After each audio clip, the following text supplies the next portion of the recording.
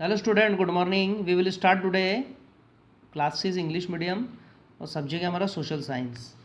ठीक है, हमारा जो चैप्टर चल रहा है वो चल रहा है Kings kingdoms and early republics, है ना। इसके हमारे लॉन्ग आंसर टाइप क्वेश्चन देखते हैं हम आज। वेरी इंपॉर्टेंट्स और इजी है। चलिए देखते हैं हम इसमें। सबसे पहले question number first, briefly describe the system of government in Vajji. ठीक है, जो वज्जी है उस क्षेत्र में आपको गवर्नमेंट द्वारा चलाए जा रहे हैं सिस्टम के बारे में बताना है। तो चलिए देखते हैं हम सबसे पहले यहाँ पर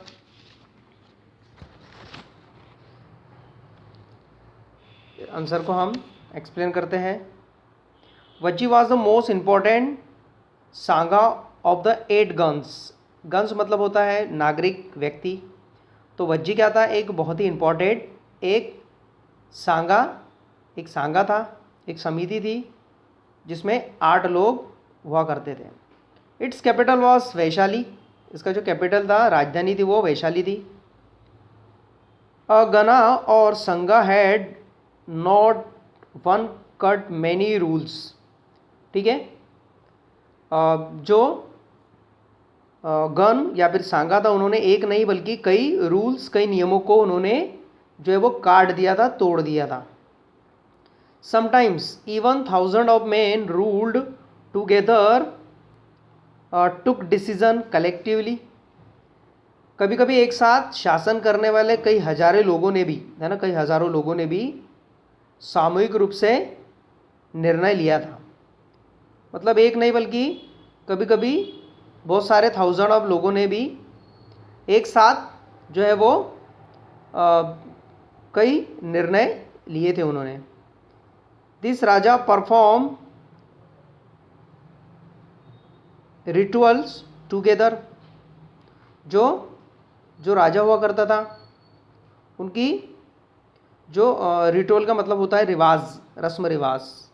तो एक साथ कई रस्म रिवाज को वो जो है वो परफॉर्म करते थे, चलाते थे। In case of any threat from the rules of outside the kingdoms, they met to discuss what should be done to face the threat।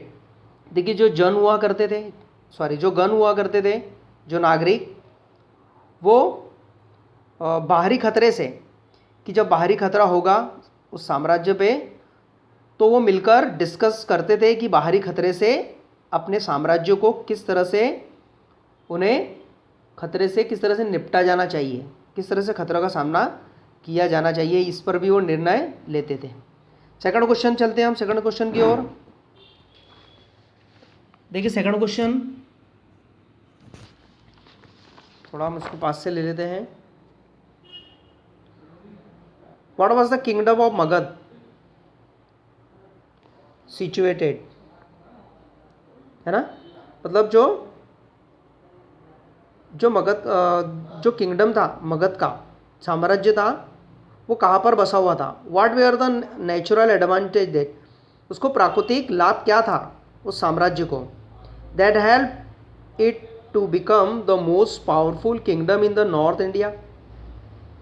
और इस एडवांटेज से उनको किस तरह से मदद मिली एक पावरफुल किंगडम, एक साम्राज्य बनने में। कहाँ पर? नॉर्थ इंडिया में। देखते हैं इसका आंसर, बहुत ईजी है, डैम इजी। चलिए देखते हैं इसका answer. The Magadha empire extend to modern day Bihar and Patna and some parts of Bengal. देखिए, जो मगध एम्पायर था, एक्सटेंड मतलब फैला, ठीक है, to modern day, modern day मतलब आधुनिक दिन में, बिहार, पटना और कुछ पार्ट बंगाल तो फैला हुआ था। The fertile soil of empire help it to make its powerful kingdom. वहाँ की जो मिट्टी थी काफ़ी उपजाऊ थी, और इसी की सहायता से उसने एक पावरफुल साम्राज्य का रूप ले लिया था। Of the north India, north India के, है ना, नॉर्थ इंडिया के एक शक्तिशाली साम्राज्य का रूप उसने ले लिया था। Its agriculture productions gave a solid case to this kingdoms economic progress. मतलब इसका जो उपजाऊ मिट्टी के कारण यहाँ का जो एग्रीकल्चर प्रोडक्शन था, उसने एक सॉलिड स्थिति पैदा कर दी थी इस साम्राज्य की, एक तो इकोनॉमिकली प्रोग्रेस के लिए, है ना, इकोनॉमिकली प्रोग्रेस इस साम्राज्य की होने लगी थी। थर्ड क्वेश्चन देखते हैं हम। चलिए थर्ड क्वेश्चन है, why did Magadha become an important centre of trade and commerce during the reason of Bimbisara, है ना। रीजन मतलब शासन, किसके शासन में, बिम्बसार के। मतलब जो मगध है वो एक इम्पोर्टेंट सेंटर बना हुआ था, किसका, व्यापार का और वाणिज्य का। किसके समय में, किसके शासनकाल में, बिम्बसार के, ये आपने को बताना है। तो देखते हैं इसका आंसर अपन। During the reign of Bimbisara Magadha become an important centre of trade and commerce. जैसा क्वेश्चन में लिखा उसी उस तरह की ये लाइन पूरी आंसर है उसका। This main reason was Bimbisara had build good roads. सबसे बड़ा जो कारण है वो है बिम्बसार द्वारा बनाए गए अच्छे रोड, अच्छे रास्ते, अच्छी सड़कें। हेल्प इन इंक्रीजिंग ट्रेड, मदद मिली किसमें, जो व्यापार है उसको बढ़ाने में। बिसाइड रोड, इसके अतिरिक्त trade was carried through rivers too, और इसके साथ जो व्यापार था वो नदियों के द्वारा भी किया जाता था, एक जगह से दूसरी जगह सामान पहुंचाया जाता था शिप द्वारा। He tried to improve the condition of agriculture, उसने काफ़ी प्रयास किया एग्रीकल्चर की कंडीशन को सुधार के लिए। New tools and new techniques played a whittle in increasing agriculture production, नई तकनीक और नए औजारों के साथ में विटल, विटल मतलब होता है महत्वपूर्ण, प्लेड मतलब एक रोल प्ले करना, एक महत्वपूर्ण रोल प्ले किया उसने इंक्रीजिंग एग्रीकल्चर प्रोडक्शन में।